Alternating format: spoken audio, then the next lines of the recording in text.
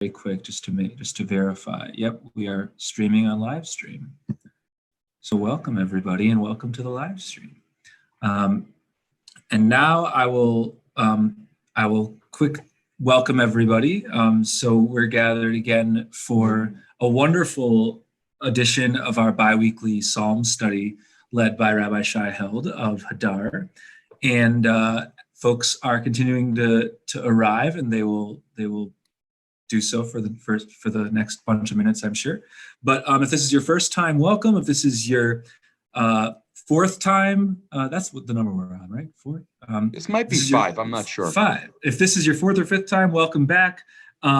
It's been a great time, a great learning so far, and we hope that you'll continue to join us. If this is your first time, you can access previous editions of this Psalm study at jewishlive.org/originals. It's where our various Jewish Live shows, this being one of them, are sort of living after they're done. And if you want to go back and watch any shows that you missed, I'm going to put that link in the chat, and you can see those. So I will now pass things over to Shai, and I will share the screen with the Psalms sheet that we'll be using today.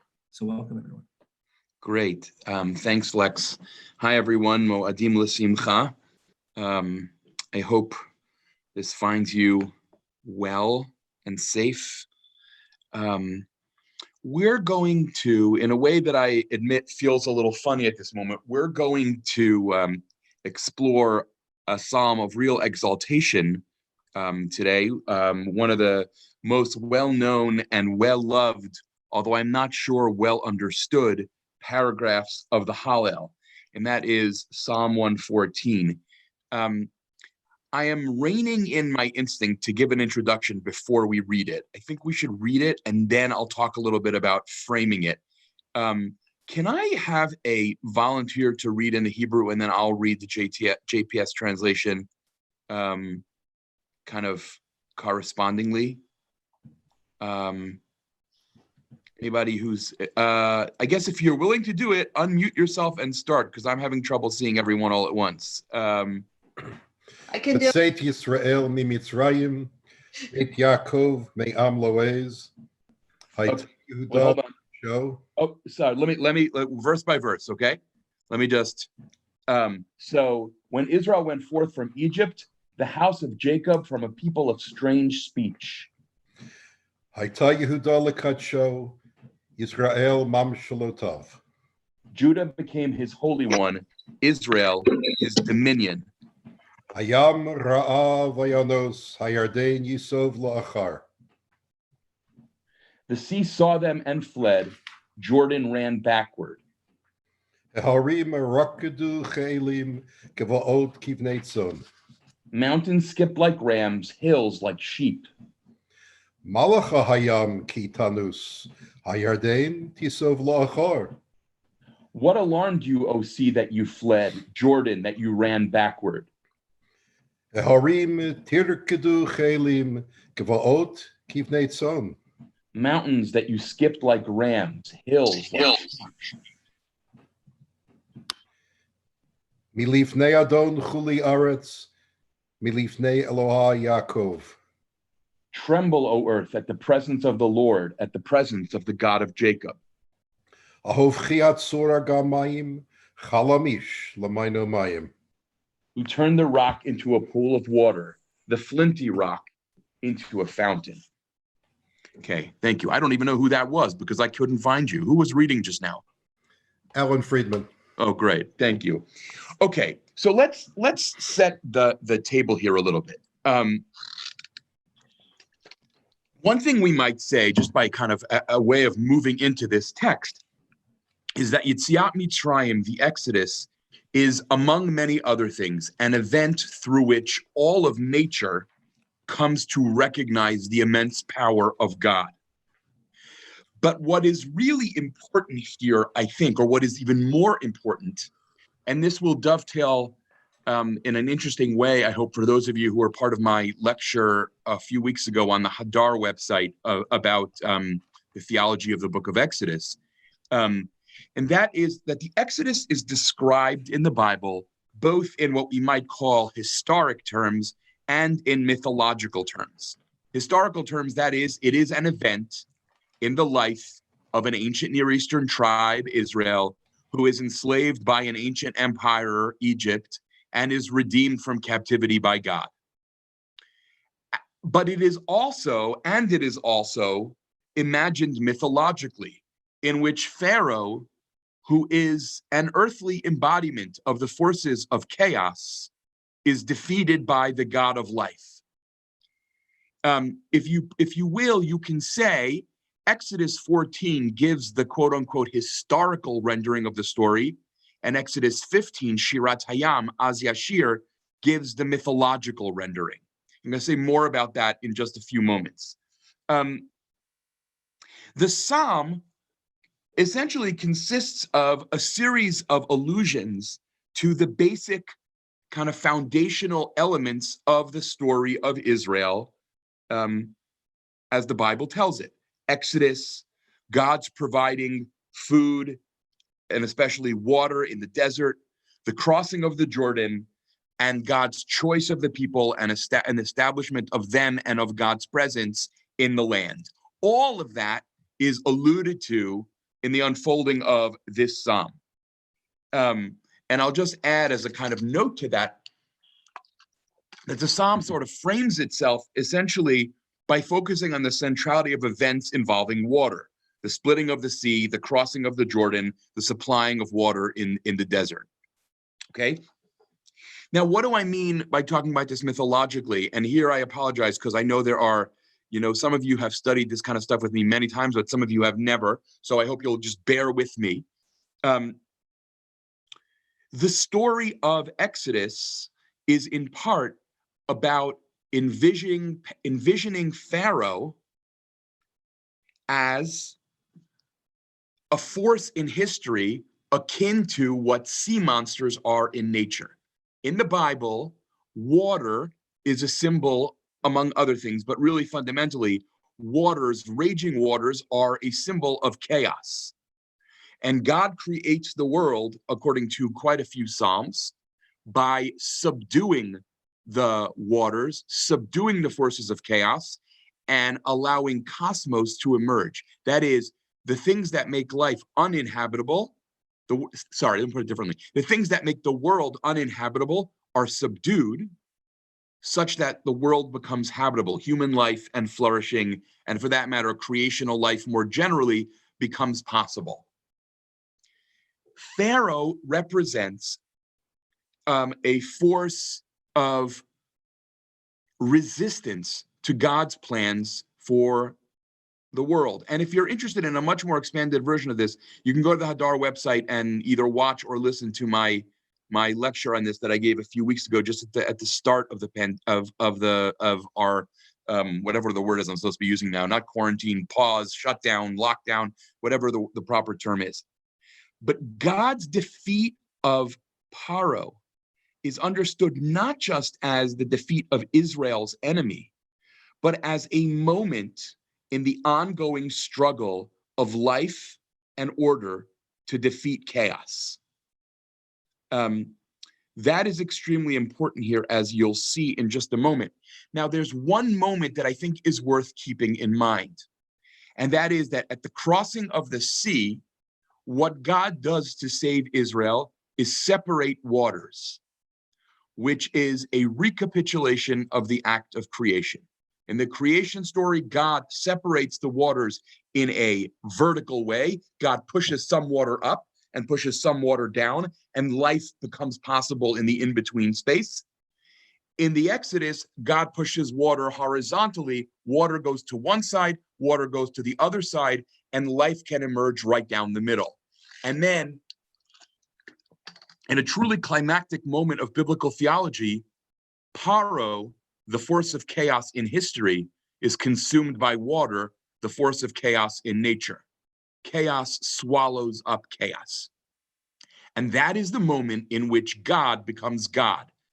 Or put better, that is the moment in which God becomes ruler. The very first moment in the Hebrew Bible where God is called Melech is right after Paro is defeated. Adonai Yimloch Leolam Va'ed in Az Yashir. All of that I ask you to hold in mind as we work through this text more closely, because as we'll see, it's actually quite central here. And I'll admit that until I prepared this shiur a few days ago, I think I missed an awful lot of what was actually going on in this text. So first, verses 1 and 2. B'tzeit Yisrael miMitzrayim, Beit Yaakov mi'am lo'ez, Hayta Yehuda lekodsho, Yisrael mamshelotav. So first, sort of say the obvious here. Yisrael and Beit Yaakov, the house of Jacob, refer to the whole nation. In verse 2, it is possible that Yehuda refers to the southern kingdom and Yisrael to the northern kingdom. Or it's possible that these are, again, just two ways of referring to the entirety of the Israelite people. Now, the text begins with the statement, B'tzeit Yisrael me'am lo'ez.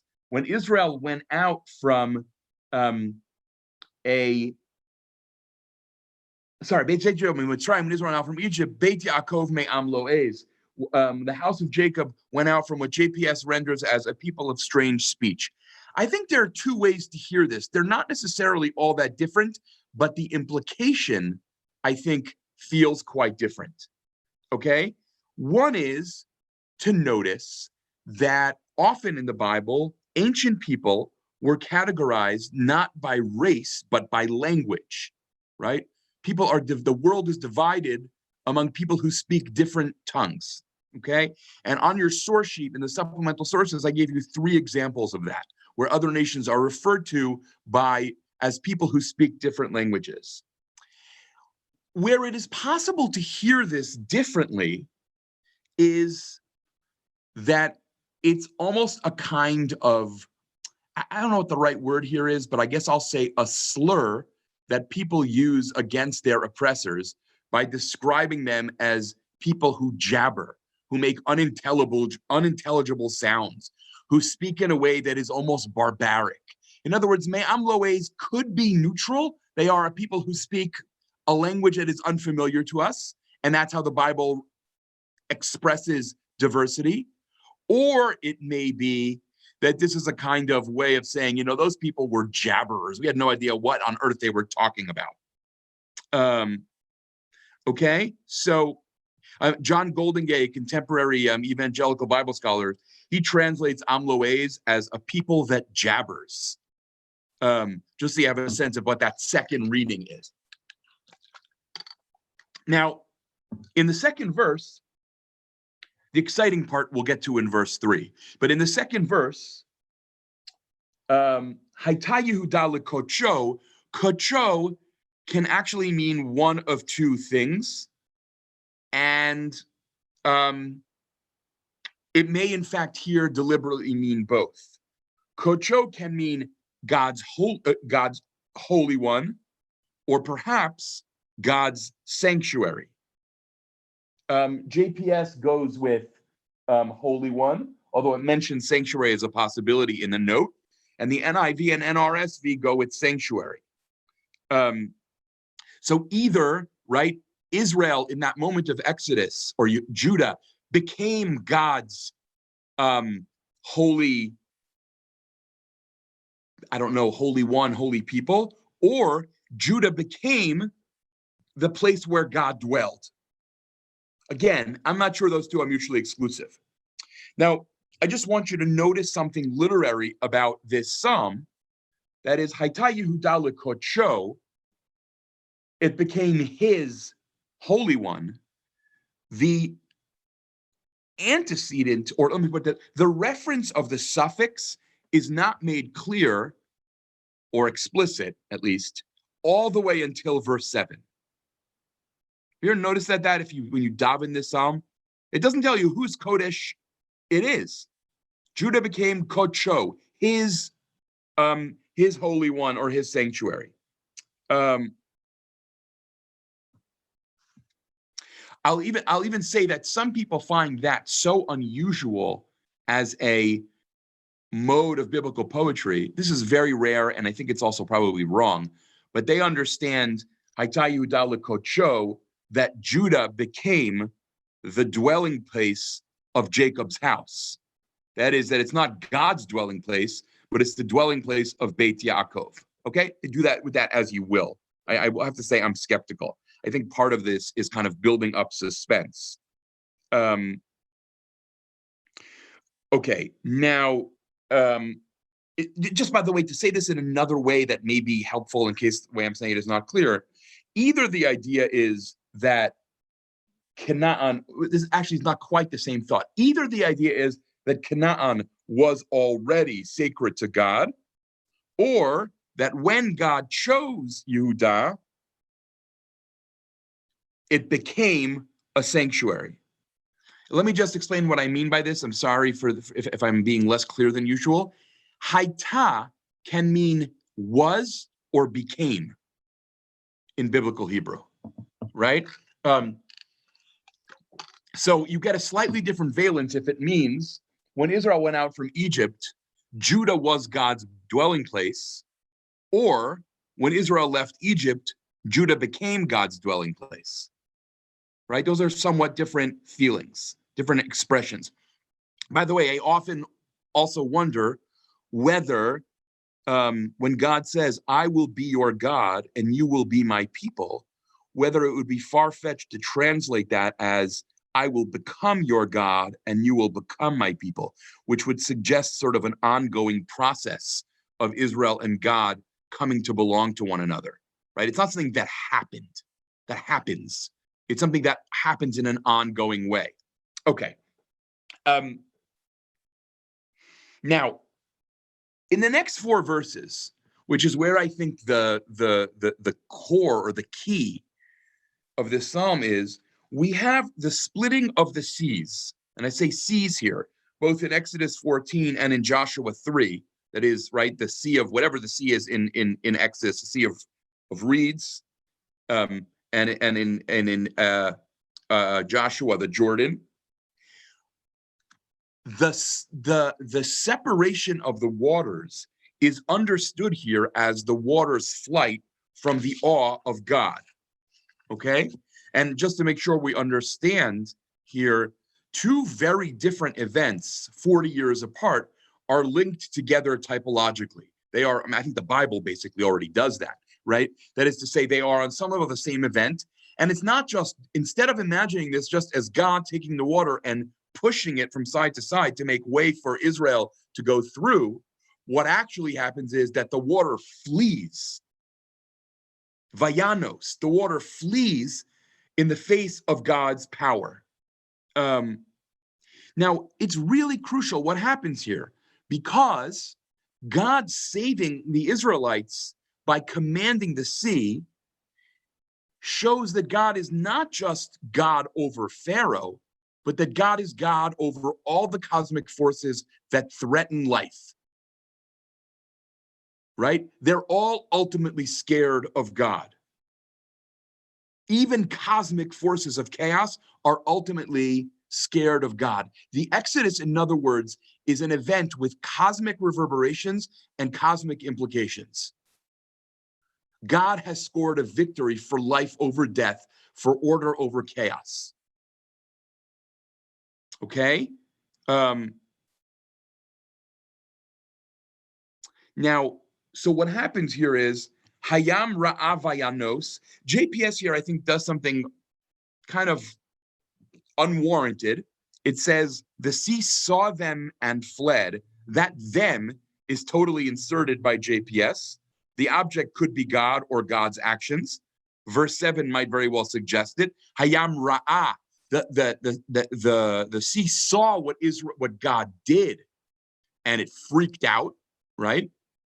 JPS's translation here, there's nothing in the Hebrew to suggest Hayam Ra'am or something like that. You don't have that. Hayam Ra'a, okay? Hayarden Yisov Lachor. So the sea fled, and the Jordan moved back. And then Heharim Rakdu Che'elim, the mountains skipped like rams. And here, I suspect, is where many people who daven this psalm base a misreading of it. And that is the word rakdu, especially to readers of modern Hebrew, means dance.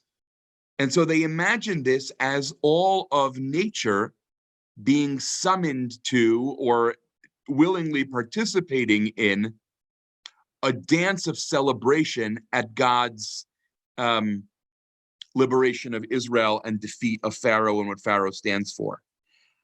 I think that rakad can mean dance. I don't think it has to. I mean, it doesn't have to.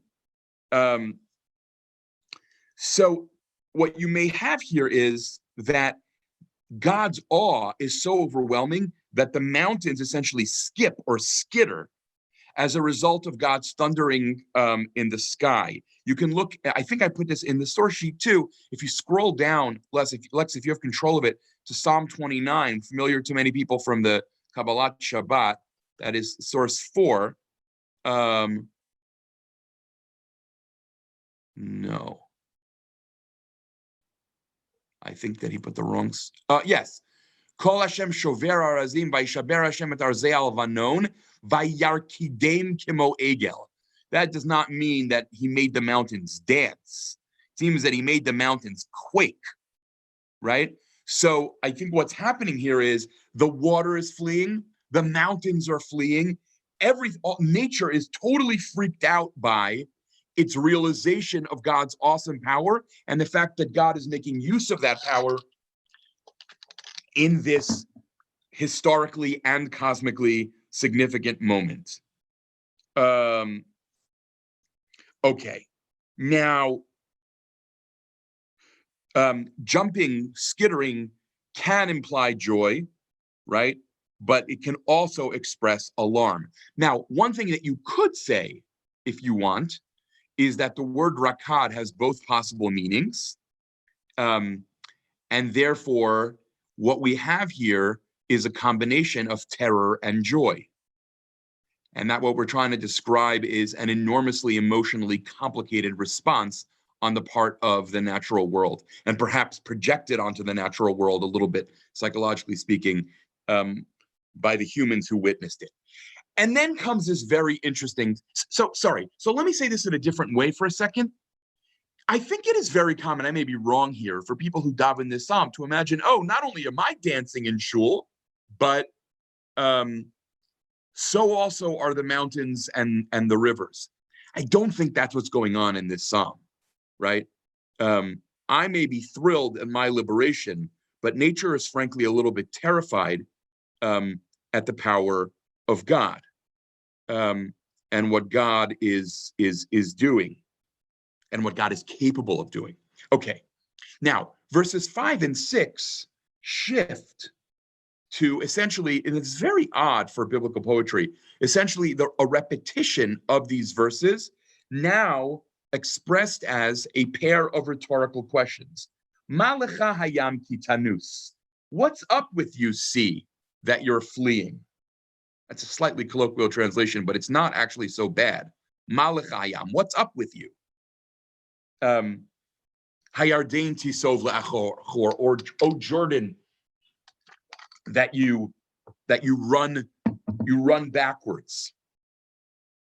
Heharim tirkedu che'elim, oh, you mountains that you dance like rams. Givaot kivnei tzon, mountains that you or hills that you skitter away like sheep.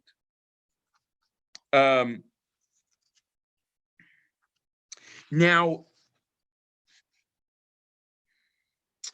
Robert Alter comments on these verses by making a statement that I think is true but inadequate. He says that these two lines are repeated verbatim in order as rhetorical questions that register the extraordinary disruption of the order of nature in God's miraculous intervention. That's true, but I think more like it, what you have here is that the speaker is almost taunting the mountains and the sea in the way that a warrior might taunt his enemies in the ancient world. The waters are imagined as soldiers who are running away before forces they now recognize are far, far superior to them. It is a commonplace, for whatever it's worth, among modern Bible scholars to understand Psukim Hey and Vav, verses 5 and 6, as a taunt song. as a kind of, hey, what's up with you? And in fact, if you're interested in kind of the issues in biblical theology, a Bible scholar, a student of biblical theology named Samuel Terrian, in his commentary on the Psalms, he actually describes this, I think, really interestingly and provocatively. He says, the vestige of the mythical monster who was defeated at creation is here addressed ironically as a coward. Oh, hey, big shot. I know that chaos is afoot and the world is a terrifying place, but look at you now. I thought you could be a kind of an enemy for God. Look at you, hiding under the bed. Now, again, I think that for a modern reader, it can be hard to stand inside of this because most of us don't think in super mythological terms. And some of us, when we hear mythological terms, just sort of tune out and say, well, this is not a universe I can recognize. But again, imagine living in a world, I don't know, like this one, in which chaos is everywhere. And the forces that make life impossible are not in fact contained or controlled, but actually are afoot. You know, imagine a world like that. And then imagine a moment in time in which it becomes utterly clear that God is on your side, the side of life. God is powerful enough to subdue and defeat those forces that make the world uninhabitable and life impossible. Imagine the experience of that moment and what it would be like to imagine, oh, those forces that I live my life in terror of, they're actually not such a big threat. It's okay. It's okay. God can defeat them and has defeated them. And that's what I think is in part going on here. When we talk about imagining the sea as a coward, there is something enormously liberating about that. You know, it's almost like imagine that you, in a moment when you were vaccinated from COVID, you know, looked at the virus and said, look at you, you pathetic little nothing. But you lived in terror of this thing. It totally turned your life upside down. I know, but that's why it's so powerful to see you reduced to nothing. That's what the defeat of Paro is. It's not some, you know, crude celebration of people drowning in the sea. That's not what the Bible is interested in. It's interested in the force of evil has been defeated. Life can thrive. And so again, now here, the Paro has been defeated, and so has the cosmic water, right? Both of the central kind of like figures of chaos have been undone as life and God's designs for creation have been rendered triumphant. It's quite an extraordinary moment. And again, I would just invite you, if that feels like just sort of like too far out, translate it into an idiom that you can relate to.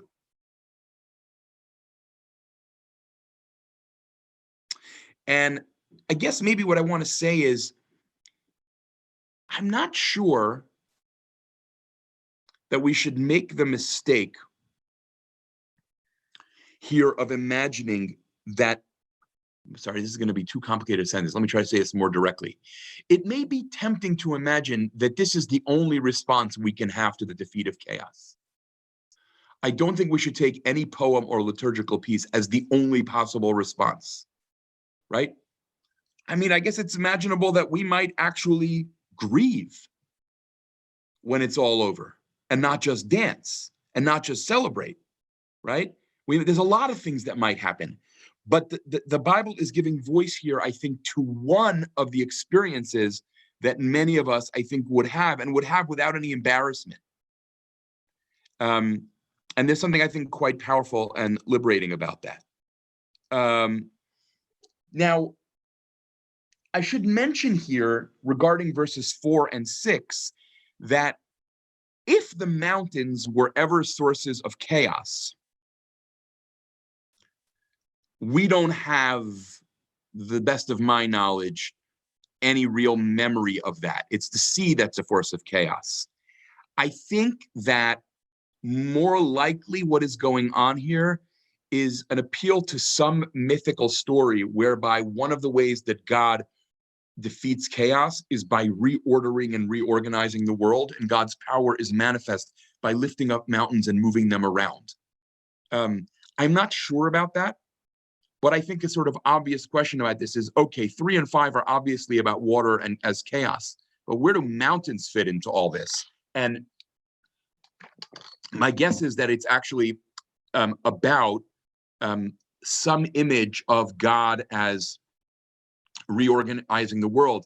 And it's worth noticing here that the sea and the mountains form a kind of merism, that is A and its opposite Z, as a way of including everything.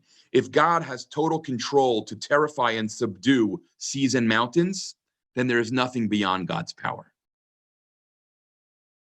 And here, by the way, again, I will just mention as a question, to what extent does one have to fully find oneself in the theology of the psalm in order to be able to pray these words with conviction and passion?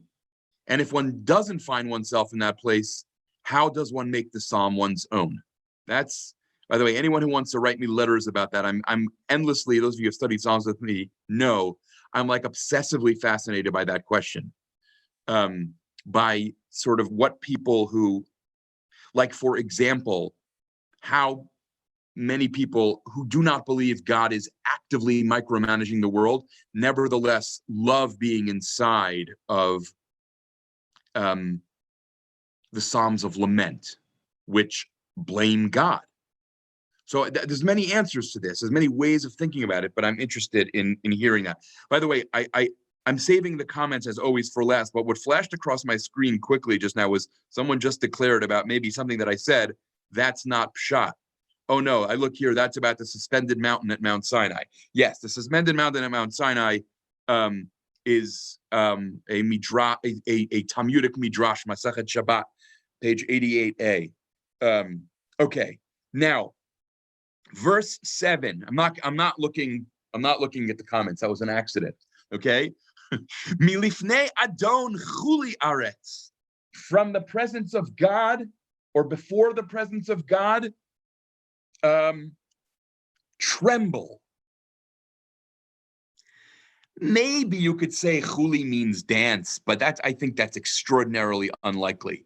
And Robert Alter's rendering of whirl here, I think, is just odd. Much more likely is tremble as a translation. Tremble.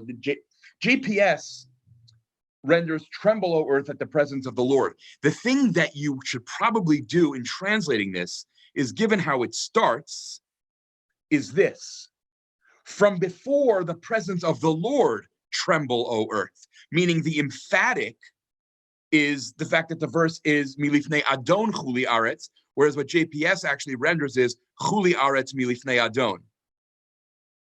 People follow what I just said? Give me a nod. Although, I don't know, Lex, am I doing something wrong that this time I can only see like 4? Am I able to scroll through the faces? It's not letting me do that, and so I can't. You may do, on the right, are the faces that you see on the right side of the screen, like a column? Towards the top, you see a little grid of like a 3x3 square. If you press that, I think you can see more faces. I've lost that. You hover at the top of your column of faces. Yeah, I'm not seeing that as an option this time. It's weird. Okay, it might. Okay, you know what? Don't worry about it. I don't want to waste people's time. Something's a little different this time for me, but it's okay. Okay. We'll work on that when people are not with me. Okay, now here again, by the way, and maybe this is what Alter intends. I suppose you could argue that chuli should be read as a combination of fear and joy. I think it's more clear that there's fear here. Whether there's joy, I'm not sure. So milifnei adon chuli aretz. I brought you in the source packets a couple of verses that suggests that enemy soldiers are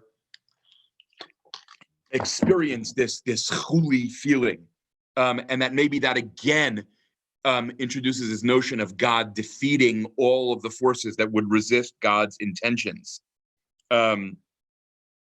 That's why, for example, Richard Clifford, who I've talked about before, who's a Bible scholar and a Semiticist, thinks that what you have here is a warning directed against the inhabitants living in or around Eretz Israel to acknowledge and accept the superiority of God, who is bringing God's people into the land. And then in Psalm 97, you have the land itself trembling. All of that, I think, is in the sheet that I gave you. I'll mention here, just because I think it's clever, although I'm not sure that it's necessary, Hans Joachim Krauss, who's a very prominent and influential German Bible scholar, I think in an attempt to save the parallelism of the verse, actually amends this to read, Milifnei Adon Kol Haaretz, Milifnei Eloi Yaakov, which is actually kind of interesting, because then you have much more parallel. That is to say, in the presence of the master of all the earth, in the presence of the God of Jacob, as opposed to, right, Milifnei Adon Chuli Aretz, which is not directly parallel to, I mean, it is parallel. In other words, the way we have it is before the presence of the master, tremble, O earth, before the God of Jacob. It's fine, but you can see why someone might have chosen to amend. And then it just comes a matter of how ready you are as a scholar, as a reader, as a traditionally minded or non-traditionally minded Jew to amend texts. I much prefer emendations that either are attested in ancient texts or where I don't have to change very many letters. This one is not crazy, but seems a little one step far in my mind. And then, sorry, by the way, and here, just forgive me, a 1-minute Hebrew lesson, which even people who spend their lives learning Jewish sources often get lost on. There is no word in Hebrew, Eloha. There is no such word. There is only in Hebrew the word Eloah. A hey under a patach under a hey at the end of a word is equivalent to a patach under a chet at the end of a word. That is to say, I'm sure there are some people who are looking at me like I'm out of my mind, like, why did no one ever tell me this in school? But this is in fact true. There is no such word as Eloha, any more than there is a word Rucha. There is no such thing. It is Ruach, and it is therefore Eloah, Eloah Yaakov. So that is your remedial 10th grade Frisch Hebrew right there for Karen Estrin. Okay, so now, and then how is God going to be described here is Hahofechi Hatzur Agamayim, God who turns the rock into a pool of water, Chalamish, a piece of flint, a flinty rock, Limaino Mayim, into a fountain or a spring. Now, so first of all, just to be clear, the allusion here is to Exodus 17 and Numbers 20, where God provides the thirsty wanderers in the desert with water. And literarily, I think what you have here is that the second line intensifies or even dramatizes the first line, right? God turns the rock into a pool of water, even the flint into a source of sustenance, right? In other words, flint is an intensified version of rock. One thing that's cool literarily is a fun play of sounds which form a kind of envelope around this psalm.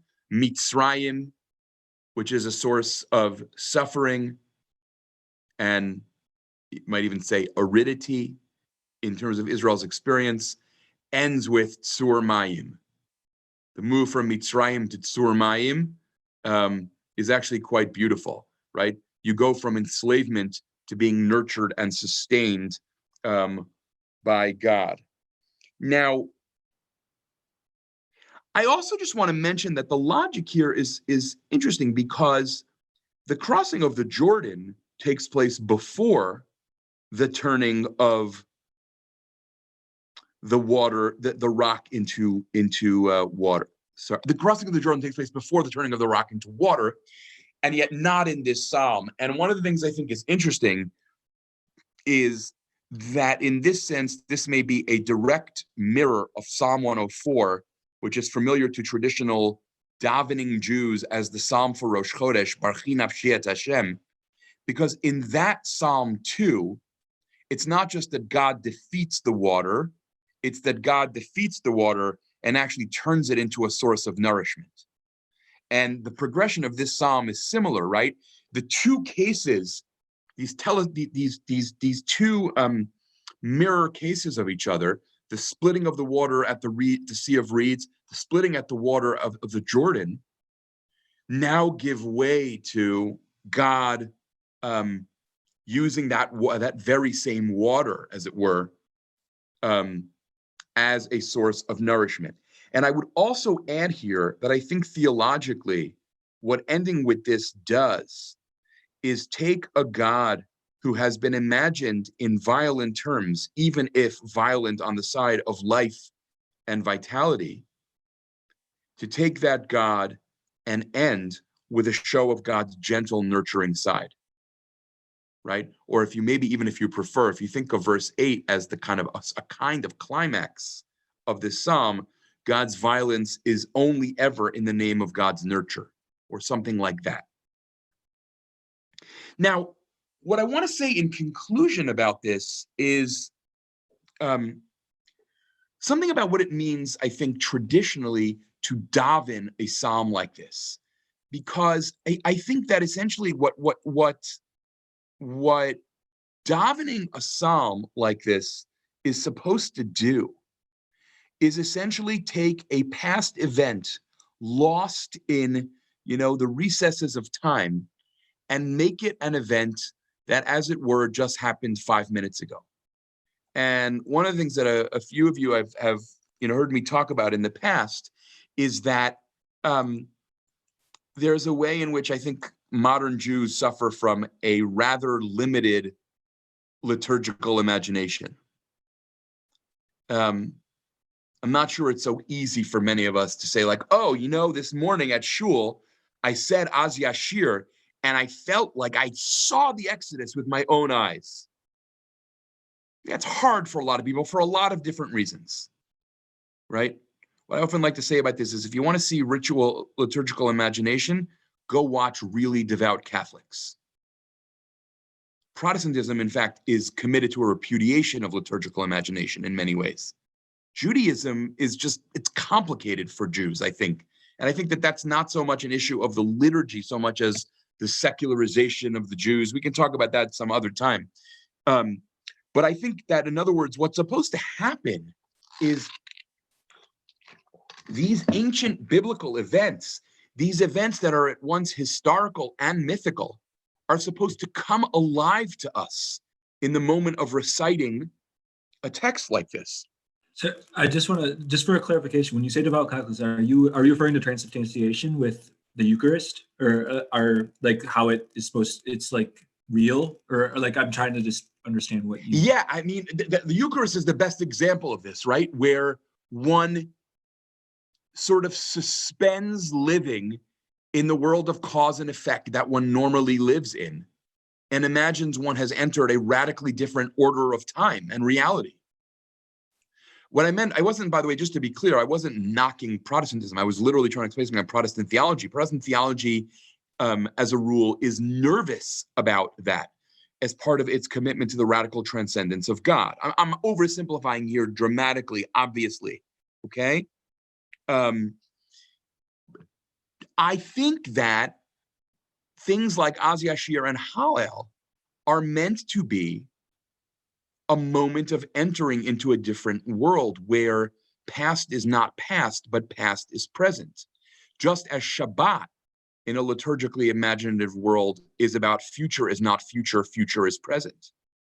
So me'ein olam haba means, right?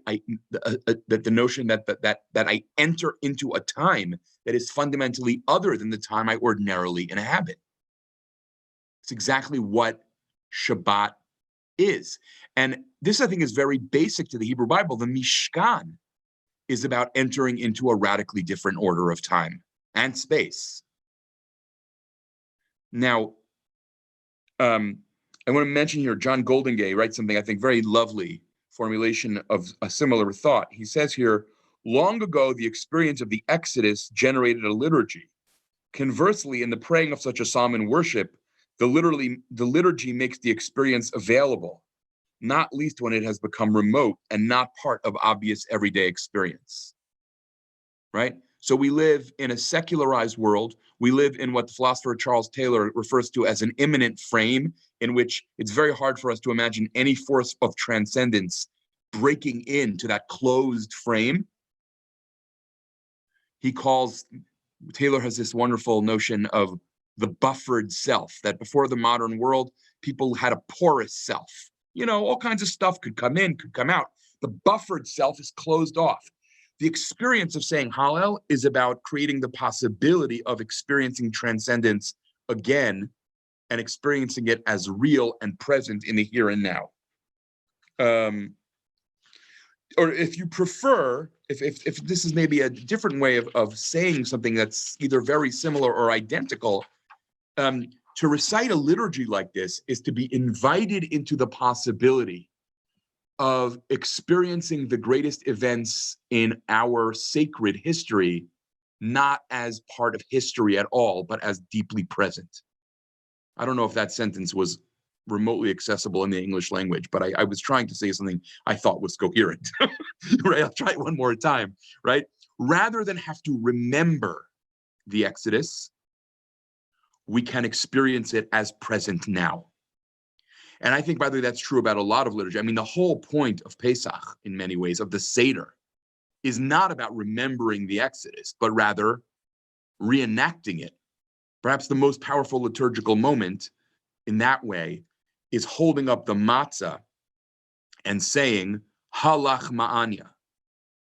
This is the bread of affliction which my ancestors ate in Egypt. Please note, the better versions of that prayer, although there are manuscripts that seem to not understand what the prayer is doing, the better manuscripts of that do not say ke halach ma'anya, like this bread of affliction, or ha kilach ma'anya, this is like the bread of affliction, but rather halach ma'anya, this is the bread of affliction.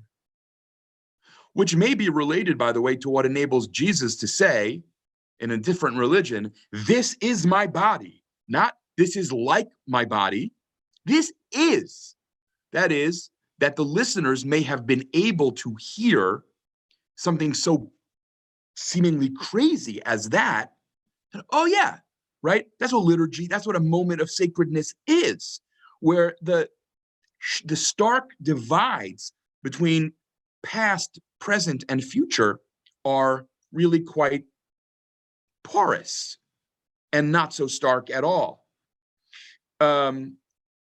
Now, since I'm obsessed with how Walter Brueggemann writes, even when I don't agree with him, Walter Brueggemann, one of the more influential liberal Protestant Bible scholars, in one of his many books on the Psalms, he writes the following sentence about this, which is the last thing I want to say about this psalm, and then I'll try to start looking through the questions. He says, it is exactly the wonder of Israel's doxology, Israel's praise, that cosmic myth and historical particularity, hence the title of the source sheet, are sounded in the same cadences. I think this is a wonderful formulation of what's going on here. Cosmic myth and historical particularity are sounded in the same cadences. And what that means, just so we understand, is that the miracles that the Jewish people experience are part and parcel of a larger cosmic drama where life will triumph over death and wholeness will triumph over everything that stands in its way. Now, from a Jewish theological perspective, the cosmic never effaces the historical. right? The universal implications of the story never erase the particularity of the story of the Israelites, but they do live together and mutually nurture each other, right? The cosmic is manifest in the historical, and the historical is a reflection of and a participation in a story that is also cosmic. Okay, let me look at the chats here for a minute. Oh, here we are, hold on.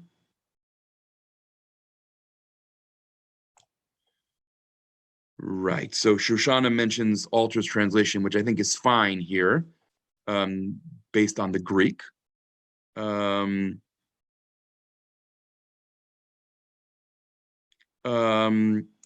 do I understand the double redundant descriptions in the first verse? Israel, Egypt, Jacob. I'm trying to understand that question.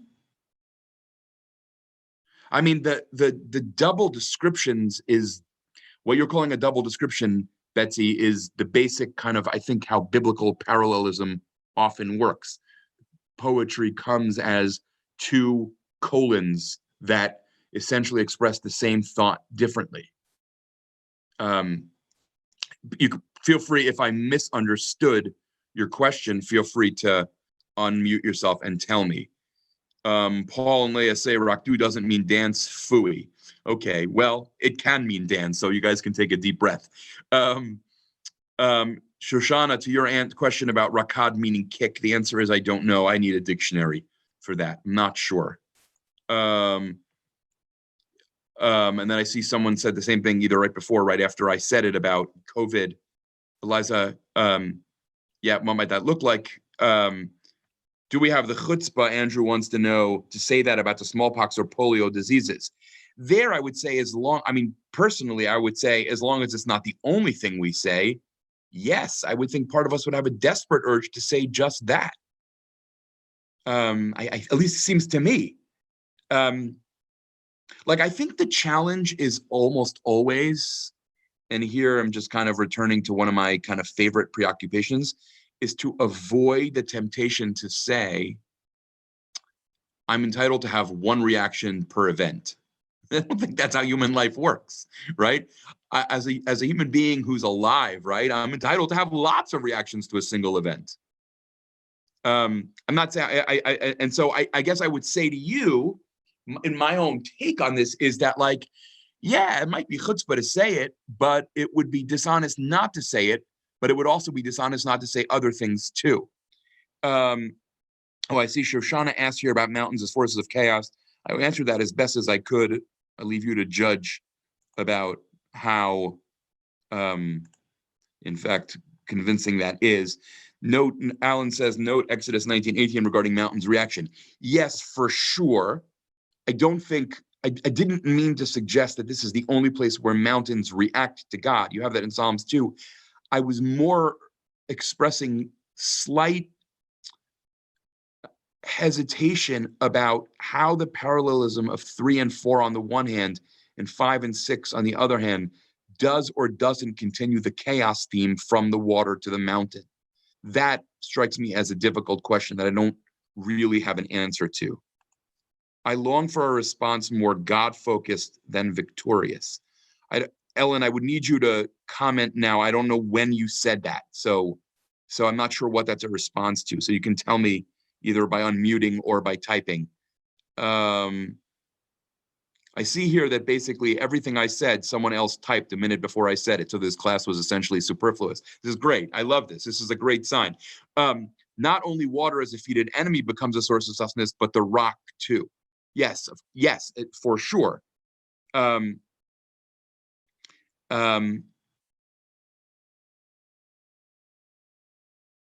Speaking of transubstantiation, yes, Fred, that's exactly also what I ended up saying, I think. This is Iliada's definition of ritual reenactment of myth. Yes, not only Iliada. I think, by the way, a very beautiful, I quote this in the Heart of Torah, I think in an essay on Shabbat or maybe in an essay on the Mishkan. the great anthropologist Clifford Geertz also has like a wonderful formulation of this about the ways that ritual creates an alternative reality to live in. There's also wonderful quotes much earlier from George Santayana, a philosopher who sadly has been reduced to a Bartlett's book of quotations. But Santayana also talks about how the experience of participating in a ritual is the entering into a radically different space. And the idea is that when you come out, you're a different person, right? Something about experiencing the Exodus this morning makes the rest of my day different, ideally.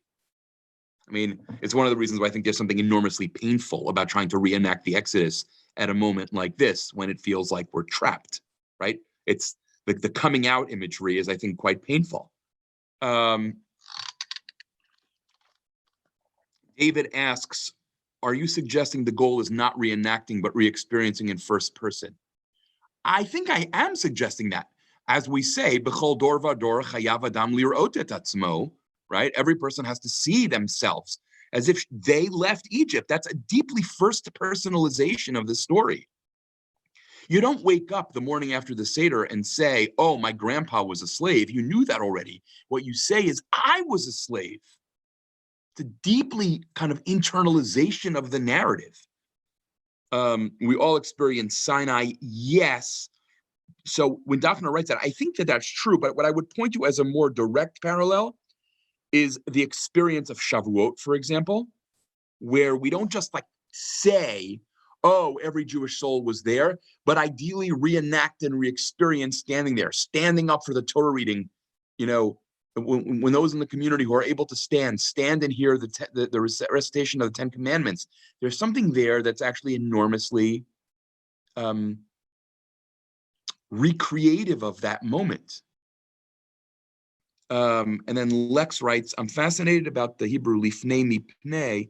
The association seems to be implicit there between in front of, before, and the face panim. Could we see verse 7 as referring to God's face? Is it a translation to avoid? Is it a translation to avoid by at the presence of, or am I overreading? That's a very interesting question. I don't think lifnei always means in the literal face of. It really does mean like in front of, before one. Whether that originally always meant face, I have to think about that. That's a very intriguing question. I suspect that you're overreading, but I'm not convinced of that yet. I have to think about that a little bit. It's a really interesting question. And then Ellen explains, I was speaking quite a lot about the victory of chaos. It sounded too either militaristic or vengeance. I see what you mean. Yeah, so first of all, I want to say something here that I mean not as an apologetic, but actually as a clarification. I think that it is a mistake, even though a totally understandable and widespread one, to refer to the Song of the Sea, and for that matter, Psalm 114, which we just read, as militaristic. I think they are actually, although violent, the opposite of militaristic. And what I mean by that is, in the Song of the Sea, there is not a single mention of any human weapon or human accomplishment at war. The declaration that God is a warrior is actually a way of decentering the human being as a warrior. I'm not saying that it doesn't raise its own disturbing theological issues, depending on your theology. I'm not suggesting that at all, but I'm not sure that the Song of the Sea valorizes militaries. It's actually God's breath that drowns the Egyptians. It's not a tank. And so I often struggle with what the right way to talk about contemporary struggles, how to talk accurately about the Bible when we talk about our struggles with the violence of the Bible. I'm just not convinced that militarism is the right word. Now, as for vengeance, I see what you're saying, and there is, but even there, it seems to me that frequently in Tanakh, the descriptions of divine vengeance are in part a way of sidelining human vengeance. I mean, Devarim says that, vengeance is mine. That is to say, God's. So if you find the notion of divine vengeance problematic, so then you'll find these Psalms disturbing. If you find the notion of human vengeance disturbing, then in an interesting way, you might find these Psalms actually quite affirming. I hope that what I'm saying now is clear. I think it's actually quite interesting as an issue to try to tease through. Like I am often very skeptical of the notion that like the Exodus story valorizes human violence. I think that that's actually, I actually think it's 180 degrees wrong. In other words, I think that, I don't mean that as a criticism of you, I'm just trying to sort of think this out. I think that there are other things to be disturbed by, like why is God so violent? But I'm not sure that question is the same as, and why are we encouraged to be, which I'm not sure we are by that story. And in fact, you know, you could say that the transition from Exodus 14, the narrative, to Exodus 15, the poem, is that in 15, the human role in the Exodus has been dramatically limited.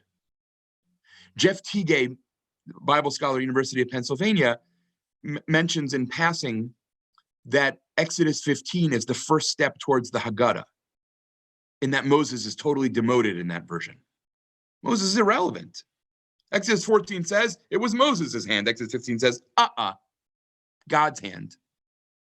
And what's going on there in the conversation between those two chapters is worth thinking about. I don't think it's just poetic license. I think there's also some kind of theological, I don't know what going on there, theological struggle, etc. So yeah, I leave that with you. I don't know exactly what to do with it. I guess I also would say that one of the interesting questions about biblical theology in general is that in the theology of the Hebrew Bible, at least, or of the theology of much of the Hebrew Bible, the assumption is that sometimes violence is in fact necessary in confrontation with evil.